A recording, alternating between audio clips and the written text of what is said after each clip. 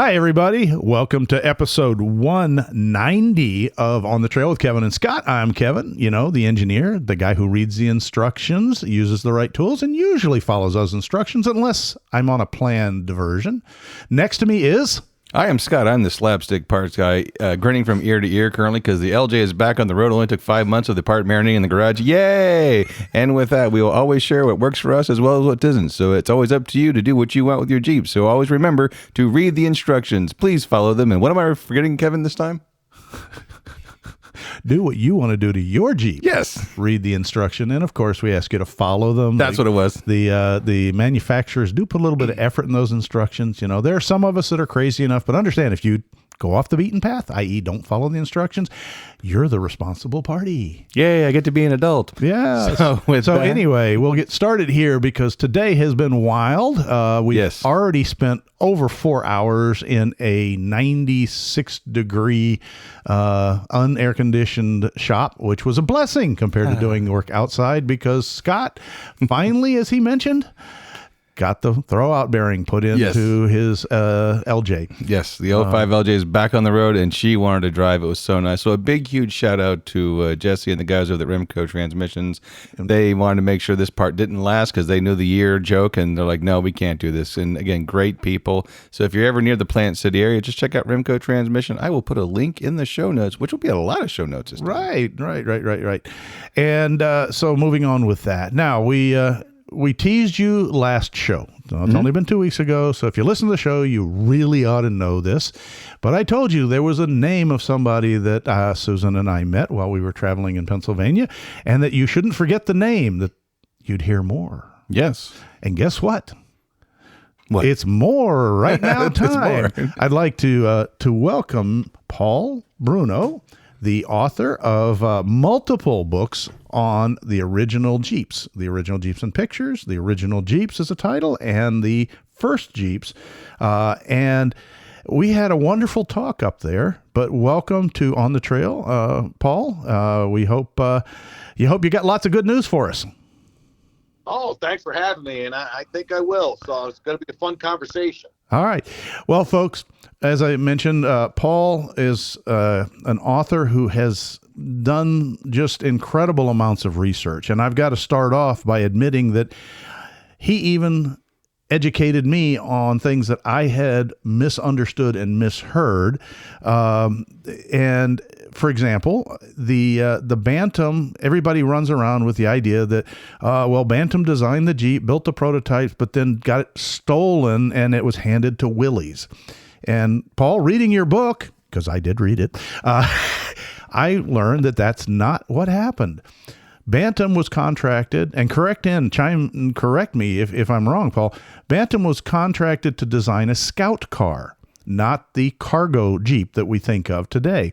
And that they did build 2,700 or so of those Scout cars. But in the annals of the War Department, the predecessor to the military, the Pentagon people, which I worked at for many, many, many, many years. So this was all near and dear to me to see that the stupid human tricks, Paul, continued even back then, long before I was born. And nothing has changed. so that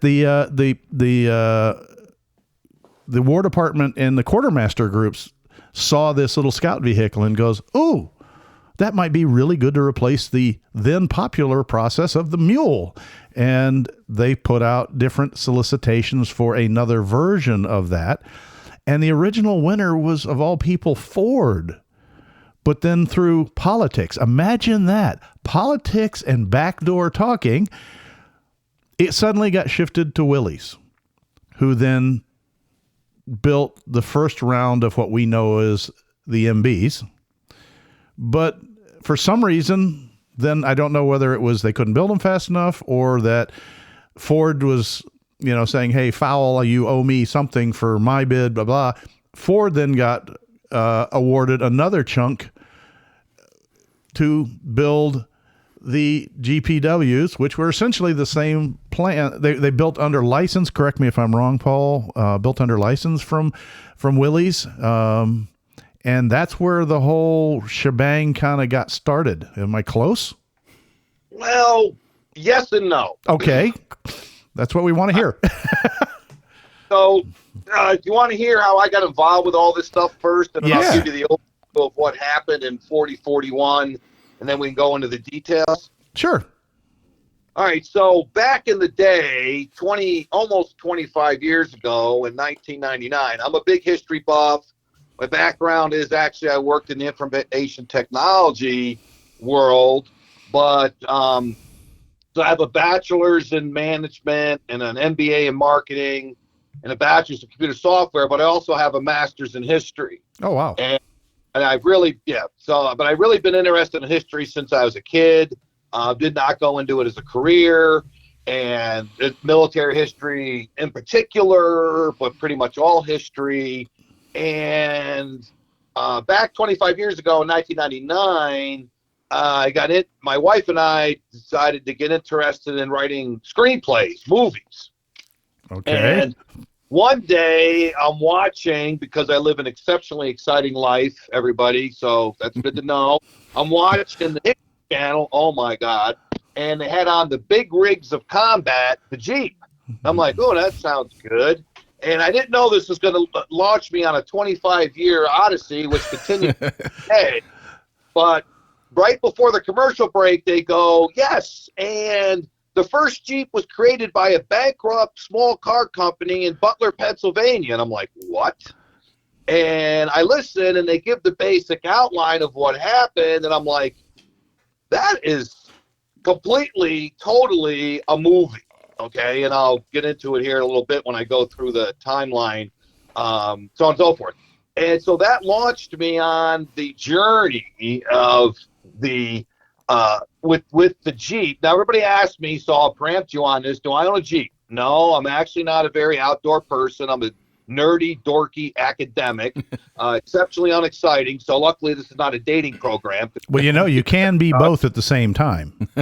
That'd be done. Be like, yeah, I think I'll put him off the list of. So we spent, my wife and I spent 10 years trying to get the movie made about how the first Jeep came about. We'll go over that in a minute. Wow. And with complete unsuccess and exceptional effort, exceptional of time and resources. So we kind of gave up in 2009, and around 2011, we still wanted to get the story out there somehow. So we decided to write the first book.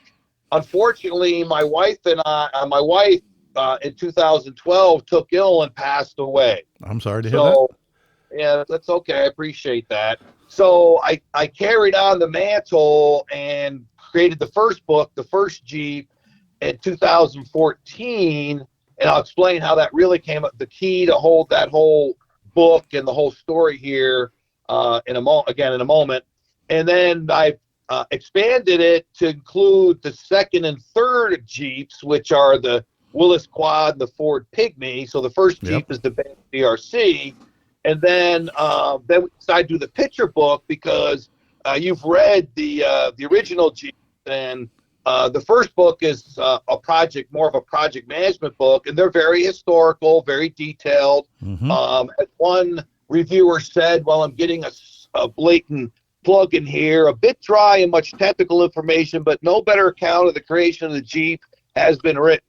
So I'll explain how that all came about also. And then I decided to do the picture book because the first two books are very deep and detailed, and the picture book allows people to get a good overview of the story without having to necessarily go into the detail. And then if they want to go into detail, they can buy, I call it the blue book because it has a blue cover, the original Jeeps, which is more written from an historical perspective. So the overview, real quick, I know I'm going out a little bit, so let me finish this little segment up.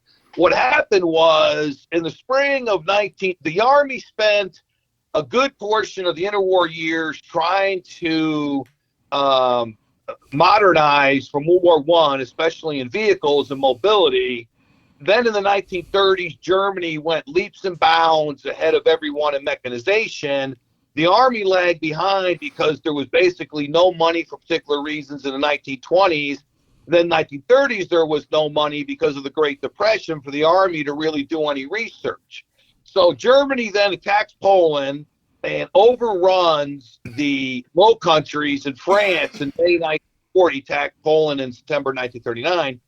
In May of 1940, where this all starts, there's a conference at Camp Holabird, the main depot for procuring vehicles for the quartermaster, with infantry there and field artillery and the cavalry. And cavalry wanted a vehicle and infantry wanted a vehicle. Infantry had done a ton of research, which is documented in the books, trying to find something. And they had nothing. They had no vehicle between they replaced the mule and animal transportation, between the motorcycle and a half-ton truck that could be mobile, could go anywhere, could do anything. They had nothing. They had no plans. They had no plans to make plans, and had no clue of how they were going to solve this mobility problem. Well, basically, Germany is conquering Europe. So that's where it starts. I'll pause there and let you jump in, and then we'll go through some more of the story. Now, I'm just kind of chuckling over here because I can empathize with the old equipment and being unplanned, because one of my earliest career jobs in the Army Corps of Engineers, military branch construction, was to work at New Cumberland Army Depot, which is the depot that handled through World War I. And so they are barnwood barracks, 600 feet long, or warehouses. And there were still mule supplies and potbelly stoves in inventory as we tore down buildings in 1983. So yes, I just, that's what struck me in your books, and particularly the Blue Book, as you call it, the all of the documentation. And I'm looking at those going, I remember using those forms even into the 80s, for heaven's sakes. Well, if it ain't broke. There you go. So yeah, okay. What you're talking about is not just a creation of a vehicle, but the entire adjustment of a mentality, a state of mind in the military. I need to get modern. Yeah, we need to get with the program. Scott, any thoughts on the initial intro before I jump into what happened starting around May 1940? Now, actually, I do have a thought on this, and this is just me being. Some kids would say I'm, old school. I miss the old History Channel when they actually had programs like this, because I remember the one you're talking about. And I'm fresh out of high school, and I'm watching this, going, man, I want more of this. And now it's Pawn Stars. I don't. Come on, I miss these documentaries. There you go. Well, you got to watch the All Heroes channel for that now. So I'm going to Google that. Thank you for telling me that. Well, I'm here to help and provide, enrich everyone's life. So that's why I'm kind of tired all the time. But, it's good to know. Exactly. So go ahead and pick up where you keep going. All right. So there's a guy named Colonel Oseth in the infantry. Oh, let me step back. So the American Bantam Car Company, what are they all about? So they're a small car company based in Butler, Pennsylvania. Why are they based in Butler, Pennsylvania? Because when the guy from England came over, and again, all this is detailed in the books for your listeners, so I'm going to give the abbreviated version here, Cliff Notes. He came over in late 1929. His name was Sir Herbert Austin. He built small cars in England, Austin 7, and he wanted to build them here. And he comes over in 1929, and Butler, Pennsylvania just happened to have an idle automobile factory. Oh, let's buy that and let's build them in Butler, Pennsylvania. So he builds these American Austin small cars. And of course, his timing was great because he comes over right when the Great Depression hits. That company goes bankrupt in 1933, and it all seems lost. And then this guy from Bartow, Georgia, named Roy Evans, again, all it's in the book. Yep. A big used car salesman, big car nut, loved the Austins. He buys the whole kit and caboodle that's worth $10 million for $5,000, retools all the designs, and tries to sell these small cars again under the American Bantam Car Company banner in the late 30s. Well, his timing was great because then they had a recession inside the Great Depression. And so they fail miserably. And people also didn't want small cars in America because we have long driving distance and cheap gasoline. And in England, it's the exact opposite, or in Europe, where they have high gasoline at the time. High gasoline prices a short driving distance, so small cars work better in Europe. So by 1940, American Bantam Car Company is bankrupt. They don't have any staff. They have nothing. The factory is idle. They're going under. So the president of the company in February of that year hires a guy named Charles Payne. The one thing they did have was a great machine shop and a few guys left that could build anything. Yep, fab guys. Fab guy. So he sends this Charles Payne salesperson guy down to Washington because they're kind of seeing the wars happen and go, hey, see if you can go around the War Department and the munitions building and see if you can drum up any business where we could build aviation parts, because the Air Force was still under the Army at that time. Yep. So Charles Payne goes down in February and knocks around for months trying to sell aviation parts unsuccessfully, but talking to people, because he was working for this company that built small cars.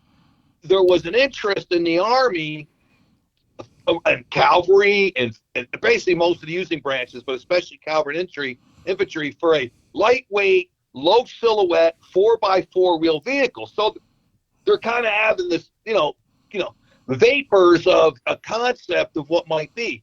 So Oseth, who's the infantry's expert on vehicles, especially small vehicles, the infantry had done a bunch of testing in the late 1930s, Fort Benning. He just happened to be there, picks up all this information, learns more about vehicles.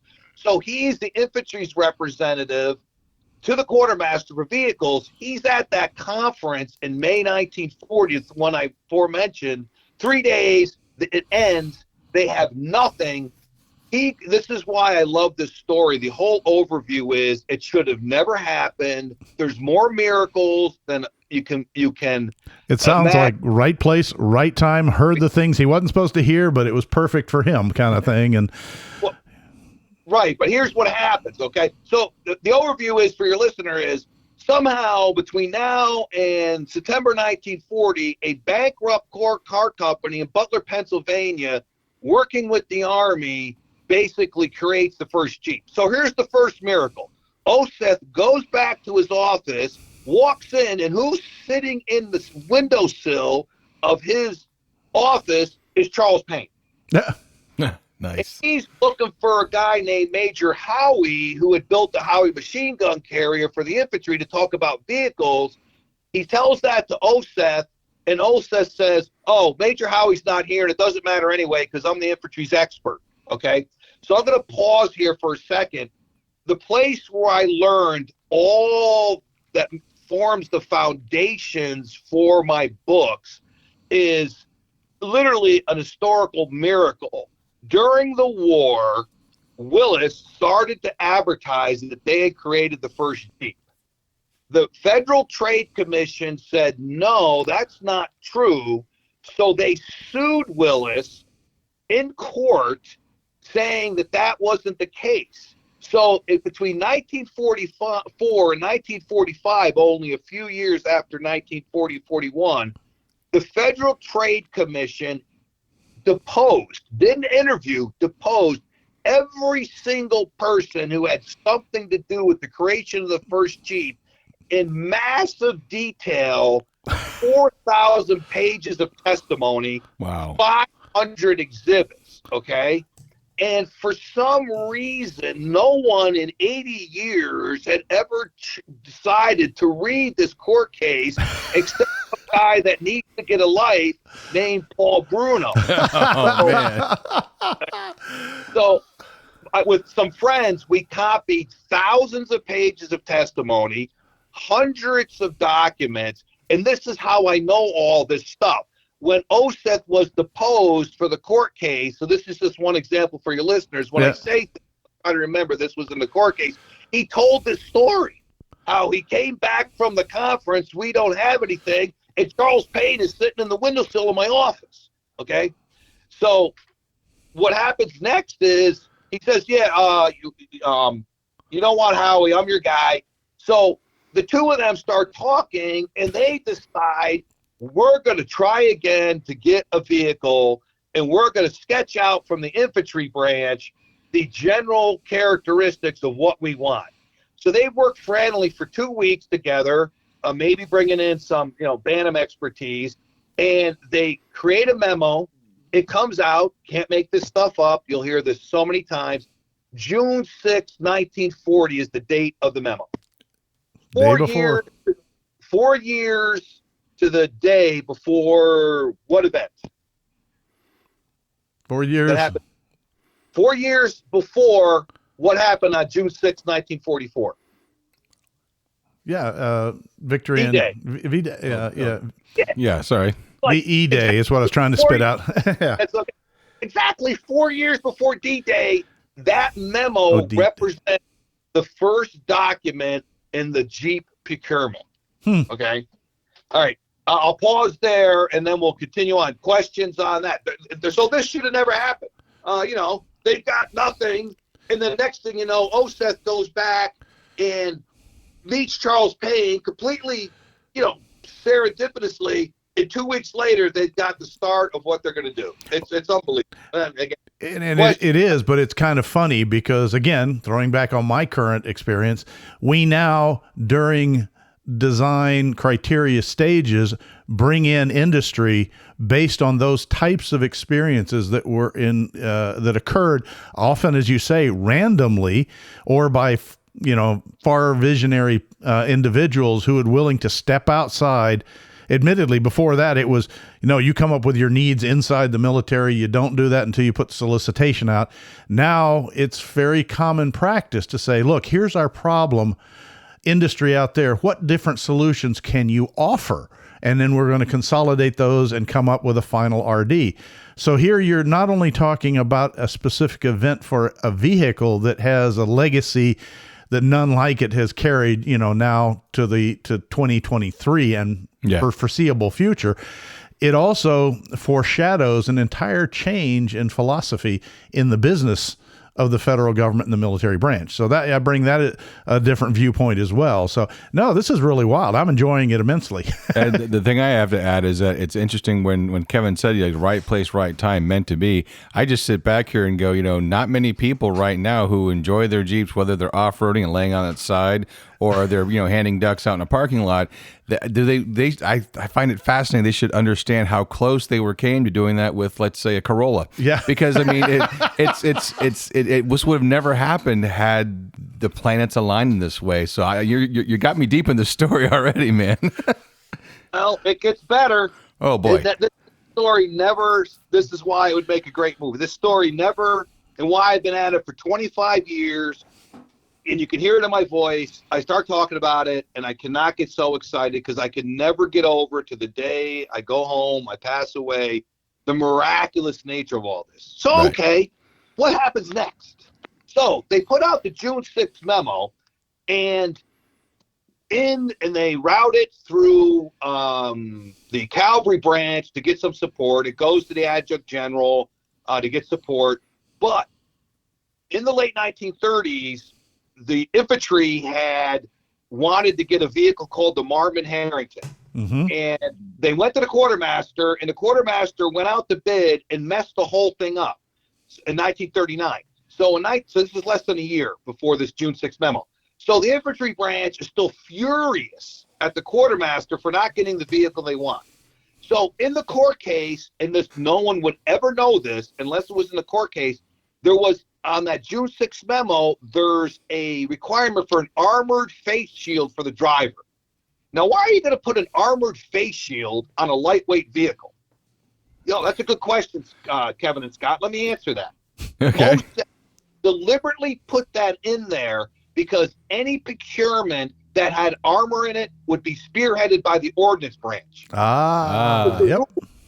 Okay, and not the quartermaster. So he called it a lawyer's trick. He deliberately put it in there so that the ordnance branch would get it. Now, what happens?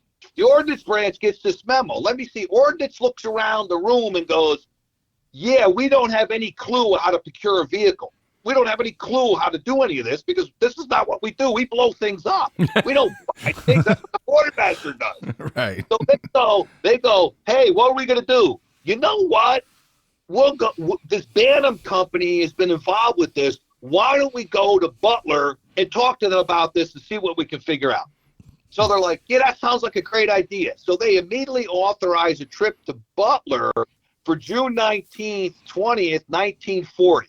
So off the ordnance group goes. It doesn't have a clue how to do any of this, right? But I think they might have picked up a quartermaster engineer at the time. And this is a key milestone, use my project management stuff. They go to Butler. They have a whole bunch of productive discussions with the Bantam people, including a guy named Harold Christ, who was literally a mechanical automotive genius. And at that 2-day summit, for lack of a better term, they develop a concept drawing and get a much better understanding, starting to flesh out what this vehicle will be and not be. Now, in the book, in the court case, there literally is a copy or maybe the original of that concept drawing. I got to hold that in my hands. Okay. And it's included in the book. And and then the other thing is that drawing had been floating around the internet for years, decades. Okay. And everybody's like, well, we don't know where this came from and we don't know when it happened, but we know this is the first drawing of a Jeep.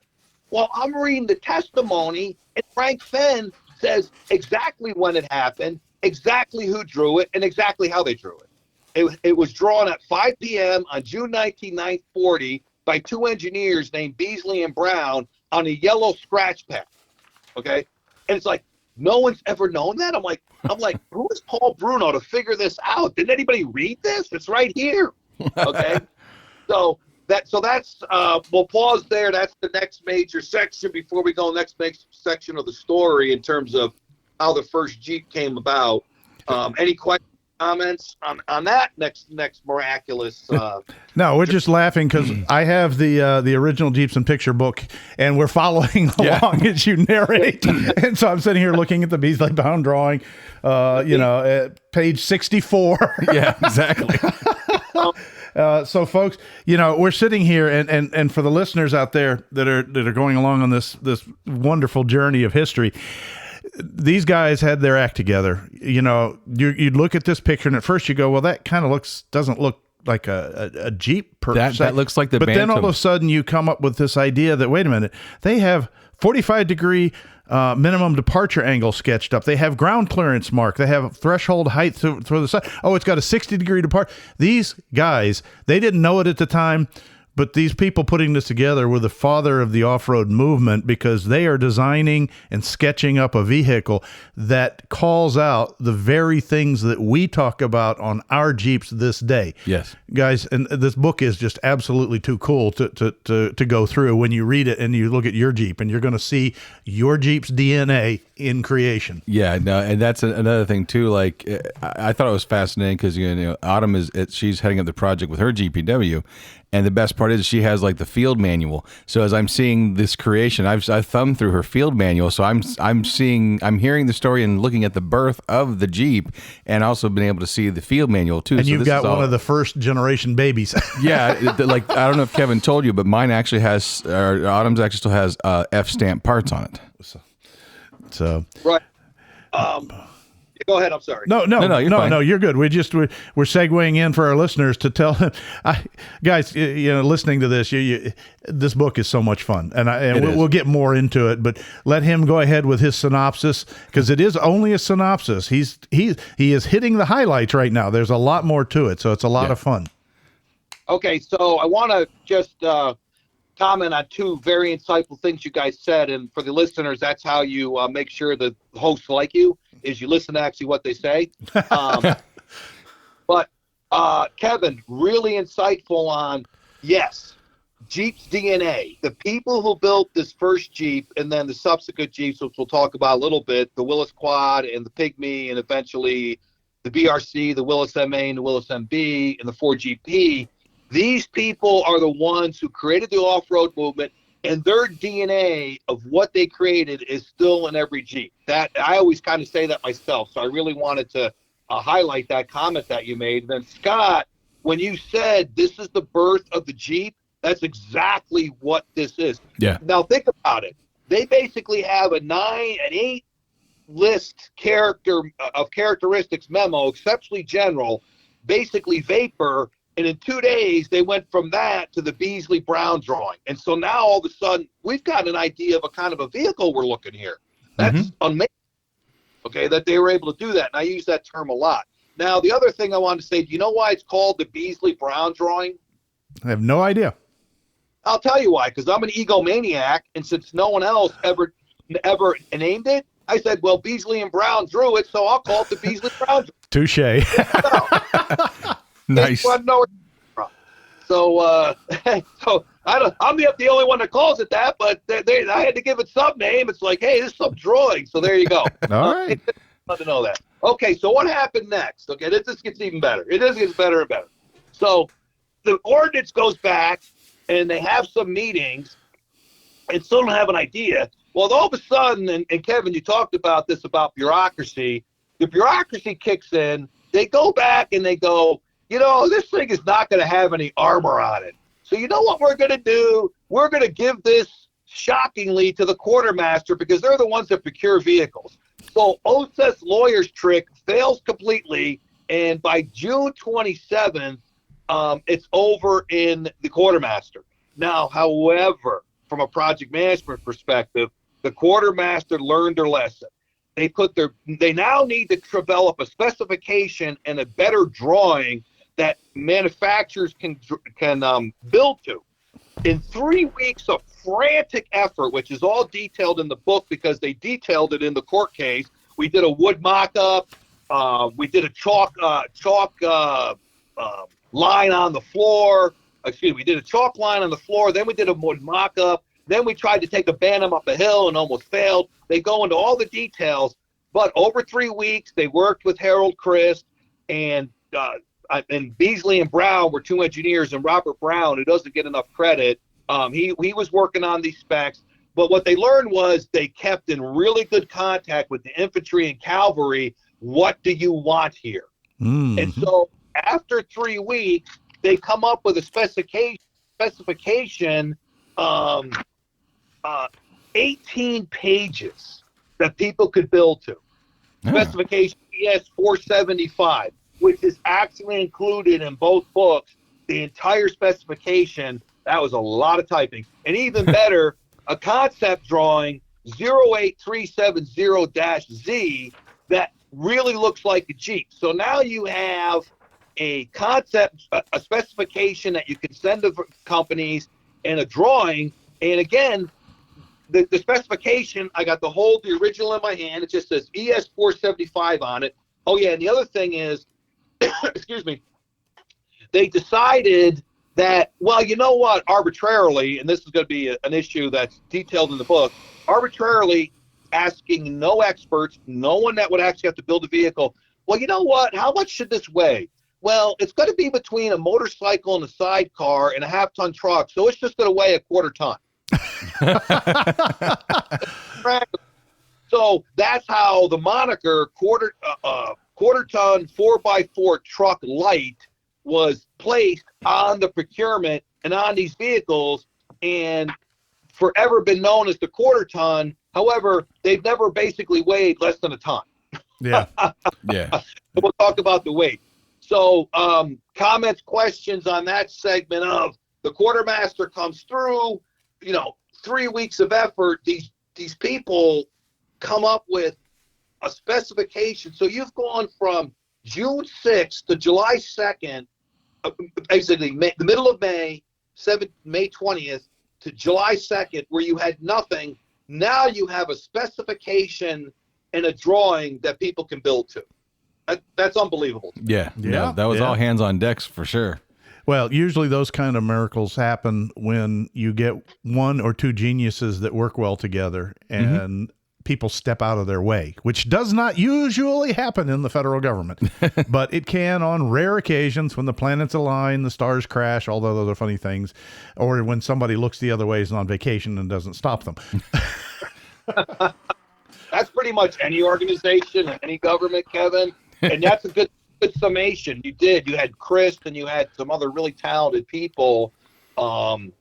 working on that spec and working on that drawing. And it's exactly right. They basically, and one of the reasons it was all hands on deck, it's now July 2nd, France has surrendered. Yep. And so you have that urgency overarching this whole procurement, which is what makes it so exciting, which we liked as a movie, is you don't get this done, you're going to have a real problem in the next war if you're going to take on Germany. Yep. Yeah. So that was, besides the fact that they needed the mobility and everything else. So that kind of helped get people out of the way. So there you go. Any other comments? Then we'll give the next segment of the story. What almost seems kind of like the quartermaster and the powers that be started to really notice, especially with the Germany's Blitzkrieg. I hope I'm saying that right. Blitzkrieg, excuse me. Not Blitz. Blitz. Blitz? Like Blitz. Krieg. Blitzkrieg. Gotcha. Lightning War. Yeah, there's time to mechanize this war. This is a mechanized war. Yeah. This is well, not and the thing trenches is that, as Paul has mentioned several times, the Quartermaster Corps is the procurement corps. Yeah. Okay. So it did get back into the right branch for control. Mm-hmm. And then they were just very lucky to have the right people with the right connections and informations to put together a good idea. And quite frankly, nobody got in the way. because they had a sense of urgency. Well, yeah, you hope that was what it is, and Yeah. we hope that was the right reason. It could just be dumb luck too. Wow. You're talking to a life, a dedicated 30+ year U.S. Army procurement engineer. So unfortunately, it doesn't always work that well. Hey, we're just glad it did this time. So no. All right, Paul, let's keep rolling. All right, rock and roll, people. So now the next step is they have to decide, how are we going to procure this vehicle? And right in the middle of 1940, there's this, and again, you having worked in the federal government, Kevin, you'll appreciate this. The rules are kind of changing where we need to get stuff faster, so maybe we'll start allowing people to do a negotiated contract as opposed to always having to go out for a competitive bid, which takes time, so on and so forth. And so, however, the rules were muddled, and some things were already under the negotiated contract, but vehicles weren't. On June 27th, the chief of staff's office, who the chief of staff at that time was George Marshall, weighs in on this and lays out a memo, which is included in both the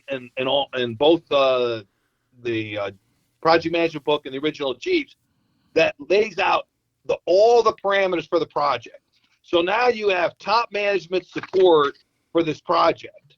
Okay, so the chief of staff is in, and so between July 2nd and July 10th, the Army asked the quartermaster decide how we're going to go procure this vehicle. So Bantam, being bankrupt and had been involved in the whole process of putting all the specifications together, thinks they're going to get a negotiated contract. Wrong. The quartermaster decides, you know what? We're gonna send out specification ES 475 and the drawing to 135 companies, because that's everybody on the list, because we're always getting criticized that we don't include everybody. Yep. And we'll give them a long time to put together a bid proposal and documentation to build this revolutionary new vehicle that no one has any clue what it really is. We'll give them a lot of time to put those proposals together, 10 days. Everybody show up on July 22nd, 1940. So they send this proposal out, okay, and Bantam gets the proposal, and they're stunned. They don't have anybody. They don't have an engineering department. They don't have any staff. They don't have money. How are they going to put a bid proposal together? Okay, and it's like, what? So what happens? Frank Fenn, the head of Bantam, calls up a guy named Carl Probst, who's an automotive designer, well known. Everybody knew everybody in the automotive business back then. Mm-hmm. Well known, 60 years old, and says, "Hey, we're working on this proposal. We need to put a proposal together for this new vehicle. And we'd like you to come to help us, but because we're bankrupt, we can't pay you. But if we get the contract, we'll give you some dough." And Carl Probst says, this is in his memoirs. Okay, this is stuff I found in another a source, an automotive quarterly journal article from 1976, where Probst in 1963 had related to his son what had happened, he said, "Oh yeah, I got that call," and I said, "It's 1940 and like money's really hard, so yeah, this is a really attractive offer for me to go to Butler, work my tail off, and maybe if they get the contract, to get paid." Yeah, I don't think so. So he's not going to go, and so his decision not to go gets found out in Washington, and it goes all the way to the highest levels to a guy named William Knudsen, who had been brought in from General Motors to run the War Production Board. It's overseeing the military buildup. Knudsen calls Probst and says, "Hey, Carl, we need you on this. Get yourself to Butler." And Probst says that in his memoir, he says, "Yeah, I really couldn't say no to Mr. Knudsen, so there you go." So he gets in his car. This is now July 17th, okay? So the bid is due in 5 days. They haven't even started on it at Bantam. So he gets in his car. He drives to a place called Spicer Axle, which will come up in a little bit later, because the front axle 4x4 was also exceptionally new. Yep. Spicer Axle was the only people in the country that could possibly build this axle that nobody knew if anybody could build it. He stops off there. He shows up at Butler on the 18th. He meets with Chris. Probst starts his work on the 18th. He works a whole bunch. He takes a break to watch the latest Hedy Lamarr movie. The fact that he remembered that, I think he had a huge crush on Hedy Lamarr. That's just, and so in the picture book, we had to put a picture of Hedy Lamarr in there because that's just what we do. Yep. And who actually was an exceptionally intelligent woman. It's a whole side story, which we won't go into. He then goes the next day on the 19th, works all day. They get it all done, their proposal, down to the detail, all 18 pages filled in. Oh, yeah. So all the information they need. On the 20th, they fill out all the bid forms, and it's this huge document. On the 21st, they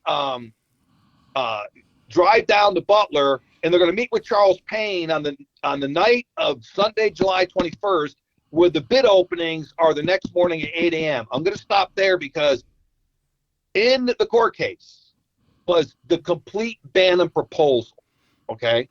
And I got to hold that in my hand, okay? I have copies. Wow. It's unbelievable. 18 pages, this hugely important historical document, the proposal that won the bid for Bantam to build the first Jeep is just sitting here in this court case, okay?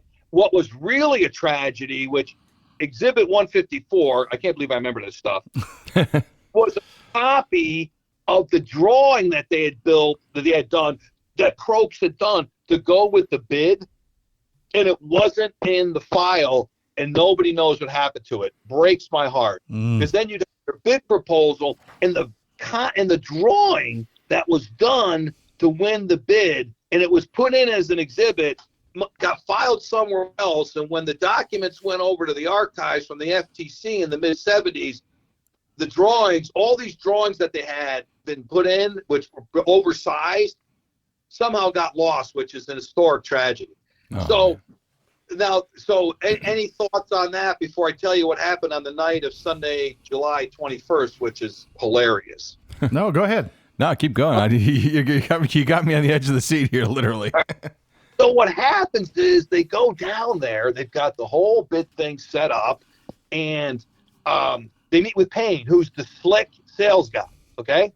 Carl Probst is the honest engineer. So in the weight box, they put in 1,850 pounds. Payne goes crazy. He goes, "You can't do that. You have to bid it under the weight they're saying." And Probst says, "We can't build it to that weight." Excuse me. "You can't build it that way." Probst is like, "Okay, well, we're done. Because we can't, how are we going to get our forms fixed?" So Payne says, "Don't worry." He arranges for the hotel stenographer. He calls up Holabird, some contact he has there, gets a whole new set of forms, gets a hold of the hotel stenographer, and she starts at 3 a.m. to retype the whole forms. And Probst remembers 23 years later, we put 1,273 pounds in the weight box. Yeah. I'm looking at the archives, Banner's proposal, and in the weight box is 1,273 pounds. I couldn't believe it. That's the first case of, and tires are optional. Yeah. Well, the point was they basically lied. Yeah. Okay. Yeah. They lied. Okay. And so they finish retyping the forms and hurry over to the 8 a.m. meeting to open up the bids at Holabird, just and get there just in time. Okay. And so they show up, and I'll go through this segment, and then we'll get through to the contract, and then we'll talk about the bill. So, so they get to Holabird. Oh, who else is there? Willis Overland is there, Ford is there, and Crosley is there. Mm-hmm. So only four companies even decided to show up out of the 135 they'd sent it to. Okay, Major Laws, who's featured in the book, was the head of procuring vehicles. I don't think he was the commander of Holabird, but he was the next officer in charge of getting vehicles. And okay, let's take a look at everybody's proposal. Well, in the proposal that they sent out, not in the specification ES 475 for the concept drawing, but in the bid documents, the Army had said, you know what, you people that get this contract, you have to build this vehicle, the first one, the prototype, in 49 days. Arbitrarily, just like the weight, 49 days, sounds good, 7 times 7, I don't know, right? Never asked any expert if it could be done, never asked anyone in the automotive industry it could be done, you need to do this in 49 days. At the time, every expert in the automotive industry said that is impossible. It cannot be done, okay? And this is key for the bid opening because, Bantam, they're bankrupt. They already lied that they can't, that the weight's going to be 1,273 pounds. Well, they know it's not going to be 1,273 pounds. They also said, you know what, we can build this in 49 days in their document. No problem. We got it. We got you back, all right? Ford and Crosley declined the bid, saying it's impossible to build this prototype in 49 days. Willis put in their bid proposal. It was handwritten and hastily drawn because they were completely off guard that this was going to happen and only had time and materials. It wasn't even remotely thorough. Not their fault. I mean, they didn't know this was coming, and all of a sudden, oh, wow, hey, we got 10 days to put together a bid on a revolutionary new vehicle that no one's ever done. Thank you very much. And Bantam had a huge head because they'd been involved with the whole development since, basically it started in May, June. So they had a full proposal. Major Laws, this is the key. Major Laws says this is like the used car, this is like the car dealership thing. Okay, everybody, I'm going to go to my office now and I'm going to review these things. Okay, it's Willis or Bantam. So he goes in the office because, I talked to his supervisor, I think we cut this down by $3,000. Just kidding.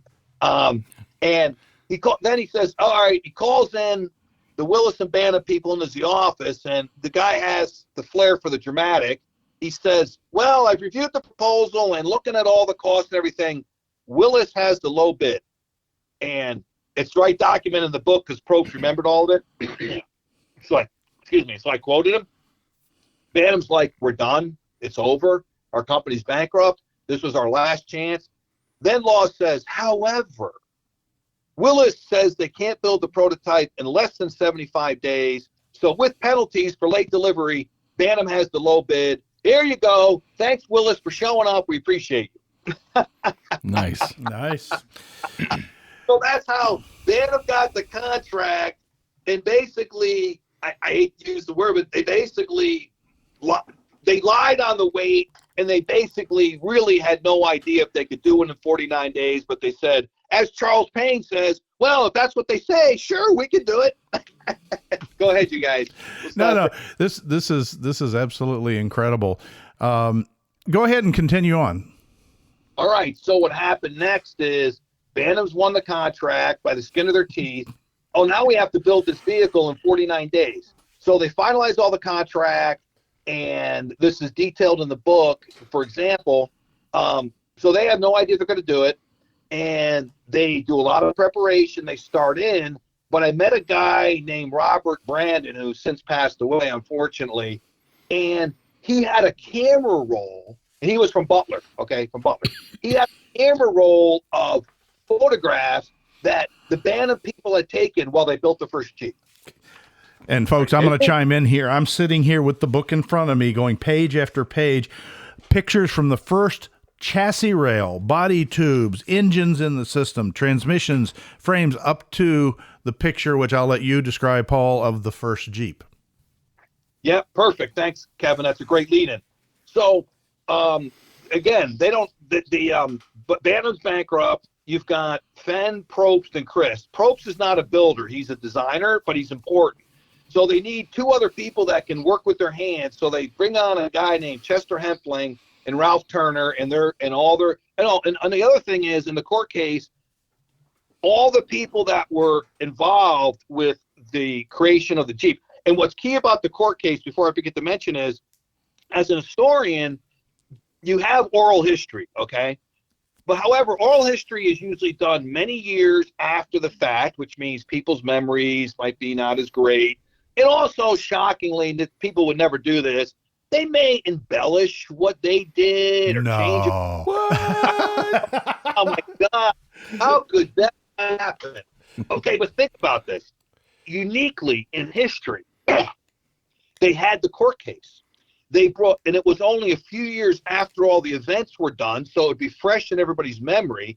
And they're being deposed under the penalty of perjury if you say something that's not true. Yes. So everything that's in the book that comes from the court case, that all these people testified, OSET's lawyer's trick, so on and so forth, and how they built it, what happened at the at the bid opening. This is all being described by the people who did it, and under oath. So they're telling the truth as best as they remember it. Only a few years after. That's what makes the books so powerful and so accurate, is because of that fact. What I call it the Holy Grail, the court case, which then I assembled a whole greater amount of material around it. Mm-hmm. So anyway, Bantam's got to build this thing in 49 days, and they don't have anybody. So they hire a guy named Ralph Turner and Chester Hempling. What I wanted to say was, in the court case, they had every single person talk about their background. So we have the background of what OSET. We have the background of a guy named Edward S. Duzin. We actually have the background of Ralph Turner and Chester Hempling, two people that people will never heard of. But in the court case, they said, well, I did this, and then I did this, and then I worked on this, and then I worked on that. Again, like just a treasure trove of information that we normally would not have. So they hire these two guys, and they start in, okay? And I found some first-person interviews that a guy had done with Hempling and Turner, where they described, not in the court case, what happened, and that's all included in the book. Their first-person account of how they built the first Jeep.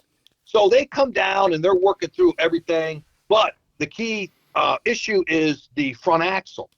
Will Spicer deliver it in time, okay? So they're building the Jeep. Now, what happened with the axle? The court case, they deposed the two people over 10 pages of exactly what they did to create the front axle. Are you kidding me? So that's in the book.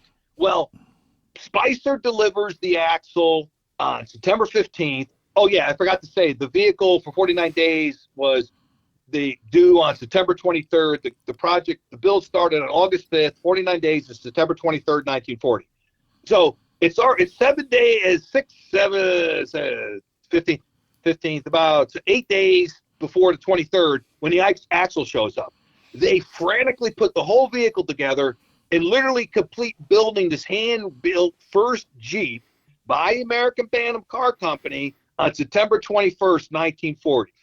They roll it out of the plant, literally 10 minutes after it's built. They roll it out. Someone says, and this is Carl Probst, get a Kodak. If I remember, that was like a camera. Yeah. What? Film. Oh, my God. And they take a picture of everybody around this new vehicle, which is basically Bantam number 1, the first Jeep. Okay? And that's in the book. And I got that from Robert Brandon. And that's out on the internet. But at least it basically says how that photograph came about, because I found it in Probst's recollection. So they literally you have a vehicle that's going to be tested. Basically, Army's going to try to destroy it when you deliver it. Yep. But we've got to deliver it, okay? So they take 1 day to fit it out, and they start out on the 49th day to drive it from Butler, Pennsylvania to Baltimore Maryland, which is about, I don't know, 5-6 hours, maybe a little more. Yeah, I just did it a couple of weeks ago. So, yep. There you go. So, and this is, before highway. So anyway, and they're basically breaking in the vehicle while they're driving it there. They literally roll through the front entrance of Holabird at 4:30 p.m. and half an hour before the deadline to deliver it on time. Wow. Here you go. Here's your vehicle. Half an hour to spare. You can't have a better movie than that. I had a bankrupt car company that had no resources, where in May 20th, 1940, on September 20, where you have nothing and no idea, between a whole series of miraculous events and twisted turns, they drive the first Jeep. And going to where you said, Kevin, they didn't build the Scout car. Bantam helped design and create and then build the very first Jeep. Okay. So the DNA of Turner, Christ, Probst, and Hempfling, besides the others that helped, there's the one that created the first Jeep. Okay. That's awesome. So there you go. I got to chime in on one real quick thing here, though, that just in your book, and because I turned a page, and folks, to all my listeners out there that do fab work, create your own parts. Mm-hmm. I saw something that hit home to us that modify our Jeeps ourselves, not just with kits, but, do the cut and the weld and the measure and the fab and the banging. It says here, there's a picture of a drawing. It's a part, and it looks to me like a steering knuckle arm. And it basically said the team built many of the parts by hand and then made drawings for them after.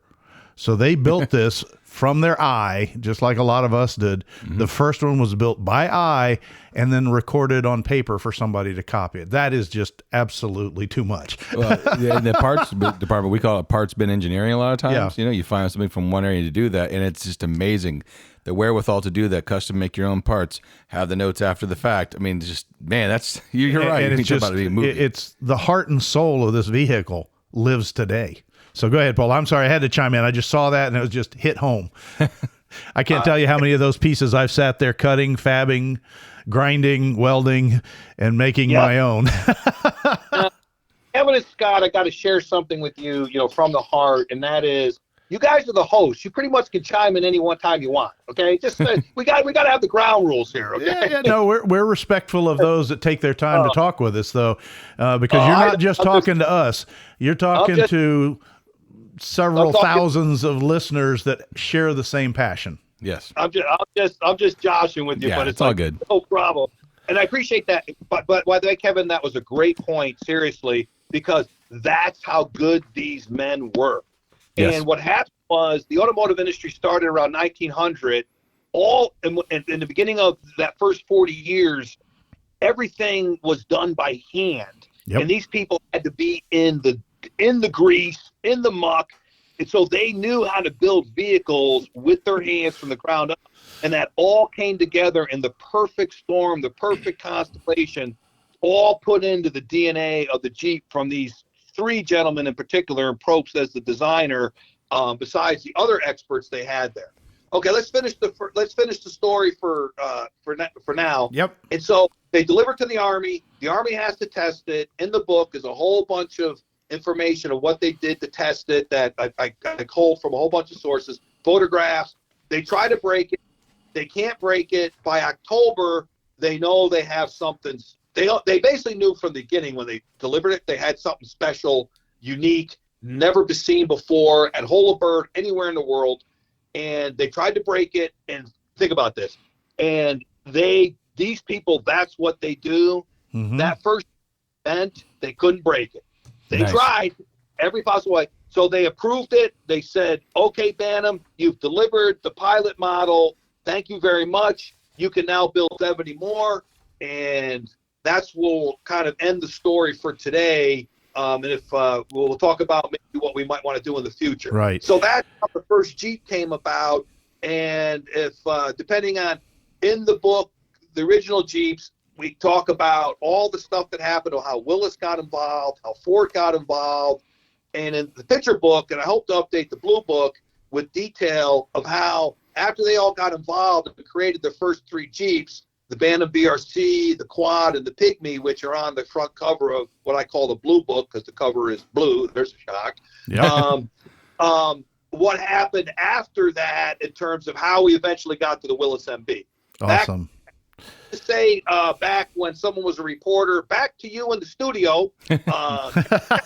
Well, I do have to chime in one thing is I'm following along, folks, if you haven't figured it out. I've gone through this book, but to hear it being books on tape now, except they're Passionately described. Passionately described. There's a couple of pictures in the test section that Paul just alluded to.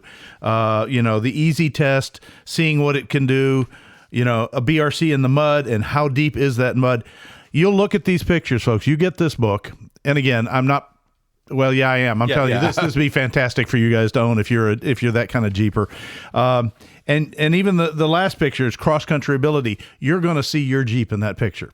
Mm-hmm. I see this Jeep every time I go to an event that has a mud pit. And there's two soldiers in this first Jeep, and it's heeled over, driver's side down in the mud, to water's pouring in over the door threshold, and they're still chugging along. You can see splashing coming out from the exhaust. You can see the rough road one. He's just crested a hill to the point that the rear suspension's uploaded, and the passenger's rising up out of his seat from the whoopsie. I'm going, yeah, we've all been there. Yes. So this DNA, Paul's book gives you a great look at your Jeep, and you'll find out that the DNA that we so value in the Jeep community was there from day one. Yeah.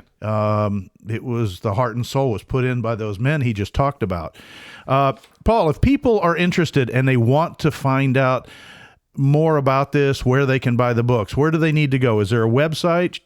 Where should they shop? Is there anything that you have that they need to get a hold of? Let's see. My joke is send money directly to Paul Bruno at. No, that's not true. The books are available at Amazon.com. That's easy. Book, but yeah, that's easy. The first book is a kind of a project management book. It's a background. It's called Project Management History, the first Jeep. And so what I did was, because that was more of a project management book, I took a lot of the information from the first book and redid it, and they called it the book from a more historical perspective, called it the original Jeeps, okay, and added the information from October of 1940 to March of 1941 and all the machinations that happened there. And so as I mentioned to Kevin and Scott before the show, is those books are very detailed, tons of information, as the one guy said, and I wouldn't disagree. This was a fantastic way to summarize the book. A bit dry and much technical information I threw in the kitchen sink, but no better account of the creation of the Jeep has been written. So that's the Blue Book. But since that was so complicated or detailed, it was like it's an investment to read that book. I created the picture book, the original Jeeps and Pictures, where people can follow along, and a picture's worth 1,000 words with just captions and some brief blurbs, and really get an overview of what happened. And for that, I was able to conclude the whole story through 1941. So the 7 original Jeeps, and there was 7, isn't that amazing? It was like 49 days, 7 nights, 7, and there was 7 original Jeeps. And those original Jeeps, real quick for your listeners, were BRC number 1, which we talked about, the Willis Quad, the Ford Pygmy, the Willis MA, the Bantam BRC 40, the Ford GP, and then finally the ultimate one, the Willis MB, so on and so forth. Yep. So that's a nice book for people to pick up that you can get at Amazon. We also have a website, originaljeeps.com, that people can go out and look at. And we have a Facebook page, and I didn't think to look up what it's called. I think if you just go the Original Jeeps or something like that, search on Facebook, you should be able to find our Facebook page. What I've been doing out there on the Facebook page religiously every week is been doing a short post from the picture book. So awesome. If someone goes up to our Facebook page, they can go and scroll through all the posts we've done, and we're around chapter 4, and see all the photographs and what's going on there. And I've been keeping the page up there. So the Facebook page is a nice one. And if someone, doesn't want to purchase the book, if they want to it's kind of like a cereal back in the 19th century. Yeah. Well, just so Facebook page every week, and you'll get another page from the picture book. But let me chime in, because Paul, you and I've already talked about this, and this information, call it an info blurb, it goes out to all of our listeners that are in the restoration side. Guys, if you're out there working on an MB, a GPW, or any of the other specialty Jeeps, one of the hardest things to find is accurate pictures. Well, Paul, in his picture book, has put together a series of photographs that are original photographs of the very Jeeps you're restoring, in many cases, as they were being used. So instead of trying to find that elusive, go, okay, where was the shovel mounted? How was the Band-Aid box put in there? The bandages. How was the tire mounted? Where was the fuel? He has literally picture after picture after picture after picture from all different views in these books that are documented from the actual design side into initial early uses.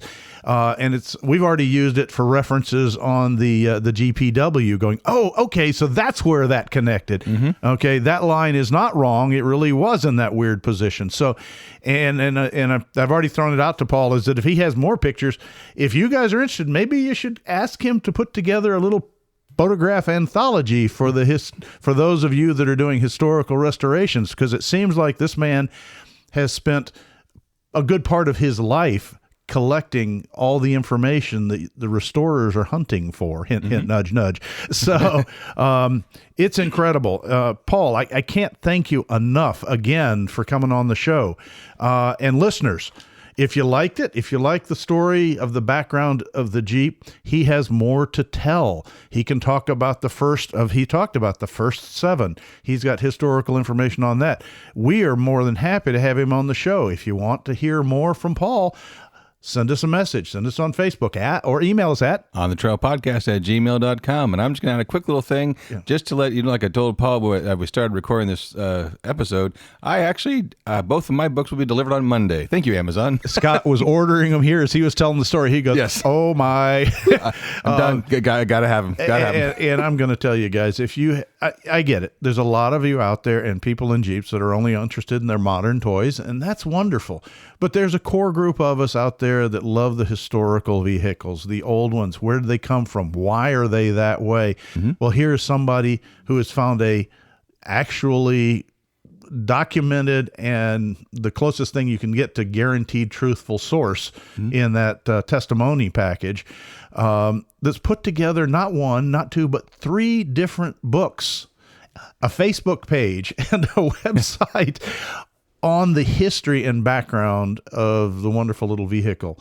I think even our friends at Chrysler should take a hint from this and maybe sink a little bit into this, because, the history behind the Jeep, to me, is an absolute storyboard of this shouldn't have happened, but it did.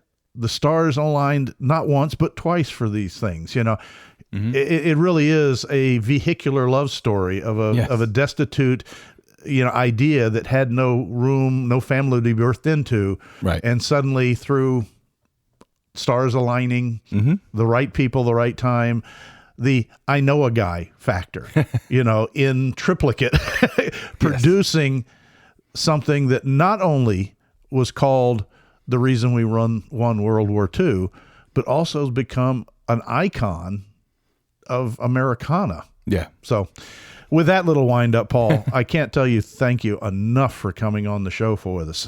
Yeah, that's another. Go ahead, Paul. Can I just jump in with a quick off, Kevin, what you said real quick? Yep. And less than a minute. And that's the wonderful thing is, and listeners, I really appreciate it. I put the picture book together. This whole thing about restoring Kevin's perspective, I would have never thought of that. Okay. And Kevin asked me before, second to last point, do I have more pictures? Oh, I have hundreds, thousands of more pictures, because I copied all the test reports when they were testing them in 1941. Lots more pictures. They photographed everything. But the last thing, and then Kevin, I'll let you and Scott wrap it up. This is a vehicle that, you said it all, stars aligned. It's miraculous how it came about. But this is not some vehicle like that lasted 3 or 4 years, didn't do anything. This vehicle changed the world. Yep. It won a world war.